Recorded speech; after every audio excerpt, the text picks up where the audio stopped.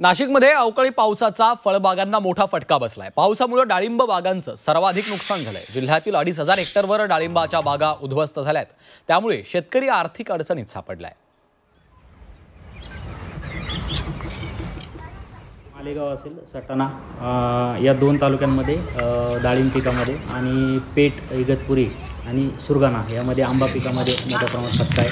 तसेच इतर तालुक्यांमध्ये भाजीपाला पिकाला मोठ्या प्रमाणात नुकसान दिसून येते। तर जवळपास 2,500 हेक्टरपर्यंत नुकसान प्राथमिक अहवालात तरी दिसून येत आहे। त्याची पंचनामे क्षेत्रीय स्तरावर सुरू आहे। अंतिम अहवाल आल्यानंतर आपल्याला ती आकडेवारी उपलब्ध होईल। सांगलीमधील फुलांच्या बाजारपेठेत मोगऱ्याचे दर गगनाला भिडलेत। वाढत्या उष्णतेमुळे फुलांच्या उत्पादनामध्ये घट झाल्यामुळे बाजारात फुलांची आवक कमी झाली। त्यामुळे फुलांच्या दरात 30 ते 40% वाढ झाली आहे। शेतकऱ्यांना देखील दिलासा मिळाला आहे।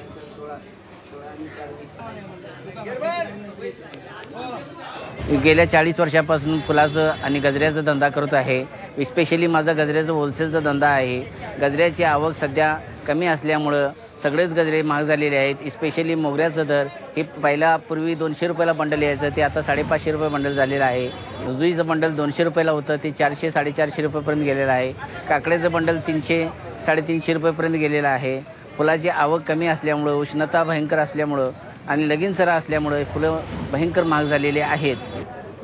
दुसरी ही फुलं गुलाब, शेवंती, जरबेरा ही मागणी भरपूर असल्यामुळं, मार्केटला आवक कमी असल्यामुळे भरपूर महाग झालेले आहेत। सध्या शेतकऱ्यांना चांगला भाव मिळत आहे। शेतकरी वर्ग सध्या खुशीत आहे। सोलापूर जिल्ह्याला अवकाळी पावसाचा मोठा फटका बसलाय। अनेक शेतकऱ्यांच्या केळी बागा पूर्णपणे जमीनदोस्त झाल्यात।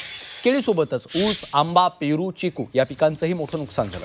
त्यामुळे शासनानं तत्काळ पंचनामे करून नुकसान भरपाई देण्याची मागणी केली आहे।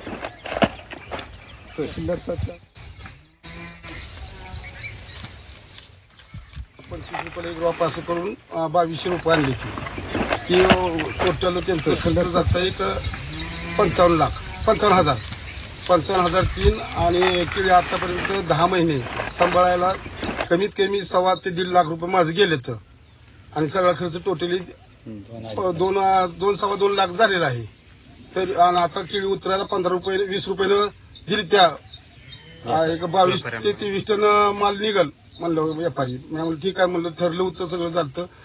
अवकाळी पाऊस आल्यामुळं, अचानक चक्रीवादळ झाल्यामुळे माझी भुईसपाट पूर्ण झाले। आता तरी मला शासनाने काहीतरी माझा निर्णय घ्यावा योग्य।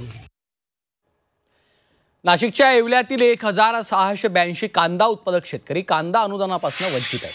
कांद्याला कमी भाव मिळत आहे। त्यामुळे सरकारनं 2022 या वर्षात कांदा उत्पादक शेतकऱ्यांना प्रति क्विंटल 350 रुपये अनुदान देण्याची घोषणा केली होती। मात्र काही शेतकऱ्यांचे पंचनामे उशिरा सादर झाल्यामुळे शेतकरी अनुदानापासून वंचित आहेत।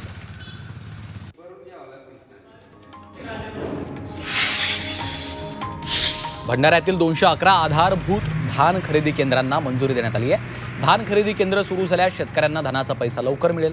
त्यामुळे पणन विभागानं धान खरेदी केंद्रांना मंजुरी दिली, तर लवकरच धान खरेदीला सुरुवात होणार आहे। नाशिकमधील कळवण तालुक्यात अवकाळी पावसाचा पिकांना फटका बसला। पावसामुळे कांदा, मिरची, आंबा, कोबी या टोमॅटोचं मोठं नुकसान झालं। त्यामुळे शेतकरी आर्थिक अडचणीत सापडलाय। त्यासाठी पंचनामे करून नुकसान भरपाईची मागणी करण्यात आली आहे। वाशिमच्या कृषी उत्पन्न बाजार समितीमधील शेतमाल पावसामुळे भिजलाय। त्यामुळे शेतकऱ्यांचं मोठं नुकसान झालं। त्यासाठी हा ओला झालेला शेतमाल मोजून घेण्याची मागणी शेतकऱ्यांनी बाजार समितीकडे केली आहे।